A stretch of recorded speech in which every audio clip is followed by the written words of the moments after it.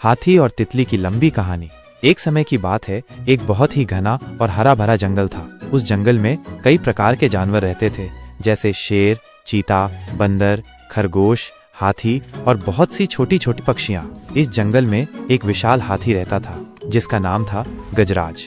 गजराज बहुत ही शांत और दयालु था। उसकी उम्र बहुत ज्यादा थी और वो जंगल के सभी जानवरों के लिए एक आदर्श था।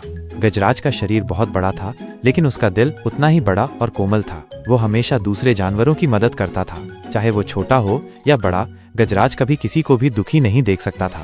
गजराज के पास एक लंबी सूंड थी, जिससे वो पेड़ों से फल तोड़ सकता था और पानी पीने के लिए दूर दूर तक जा सकता था।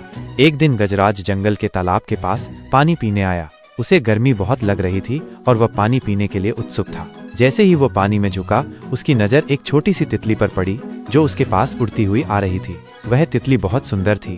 उसके पंख गुलाबी और नीले रंग के थे, जैसे रंग बिरंगे फूल। उसका नाम था रानी।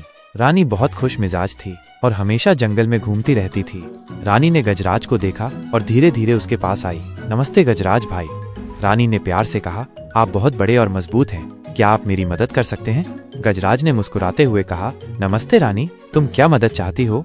रानी ने थोड़ी सी शर्माते हुए कहा, देखिए गजराज भाई, मैं बहुत छोटी हूँ और बहुत बार मुझे पेड़ों की शाखाओं से टकराकर चोट लग जाती है। मैं चाहती हूँ कि मुझे थोड़ी ऊंचाई मिल जाए, ताकि मैं बिना किसी परेशानी के आकाश में उड़ सकूं। क्या आप मुझे अपनी पीठ पर बैठने का अवसर देंगे?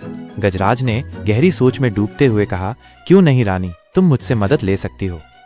इसके बाद गजराज ने अपनी लंबी सूंड से रानी को अपनी पीठ पर बैठने के लिए जगह दी। रानी खुशी खुशी गजराज की पीठ पर बैठ गई और